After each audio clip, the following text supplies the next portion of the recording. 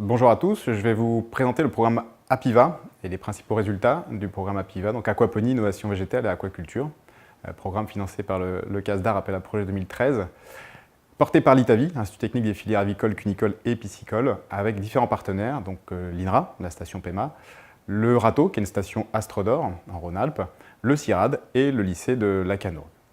Alors le programme APIVA avait comme objectif principal de comprendre comment produire en synergie des poissons et des végétaux. C'est bien le concept même de l'aquaponie. Il y a eu différents travaux qui ont permis de caractériser les compartiments, les flux, de suivre les performances du système jusqu'à la qualité des produits pour établir des éléments de dimensionnement des systèmes aquaponiques afin de les diffuser et de diffuser la connaissance sur les systèmes. Le programme s'est appuyé sur 3 pilotes, un pilote au sein de la station RATO, un pilote au sein du lycée de Lacanau et un pilote au sein de l'unité INRA PEMA, donc de 2014 à 2017.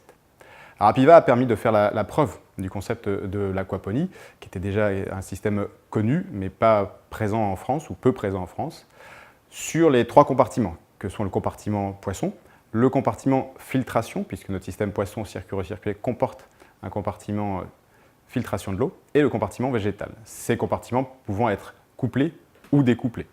Découplés pour plus de souplesse.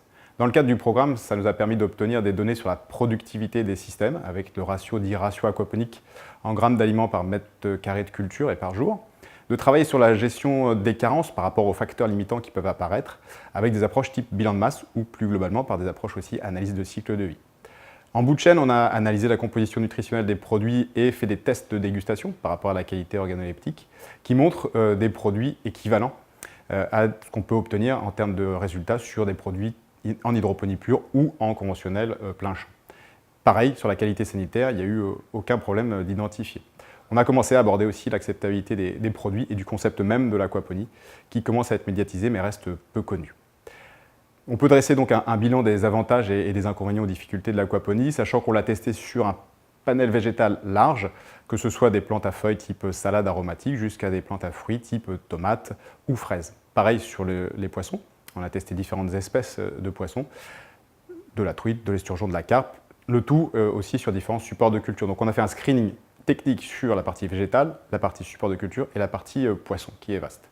Ça a effectivement permis de dresser les avantages, qui est cette coproduction de poissons végétaux, avec un ratio 1:4, 1:5, cette meilleure gestion de l'eau, des rendements qui sont similaires par rapport à de l'hydroponie en conventionnel, tout ça étant adaptable à l'ensemble de ces espèces, et en étant géré en lutte biologique intégrée, avec des questionnements aussi ou des interrogations qui vont devoir se poursuivre sur l'aspect gestion thermique, et pourquoi pas intégration dans des systèmes type agriculture urbaine. Bien entendu, ce sont des systèmes complexes, puisqu'il y a une double compétence, à la fois sur le volet poisson, sur le volet végétal, sur l'ensemble des compartiments. Il n'y a pas de modèle type à l'heure actuelle.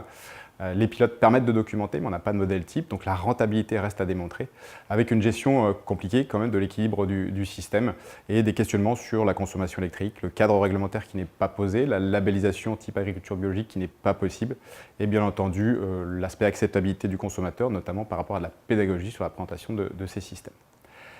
APIVA, ça a permis de développer aussi 3 colloques pour diffuser la connaissance, avec plus de 400 personnes. Il y a des projets qui sont en cours et en émergence et qui se poursuivent. On a beaucoup d'échanges avec les porteurs de projets.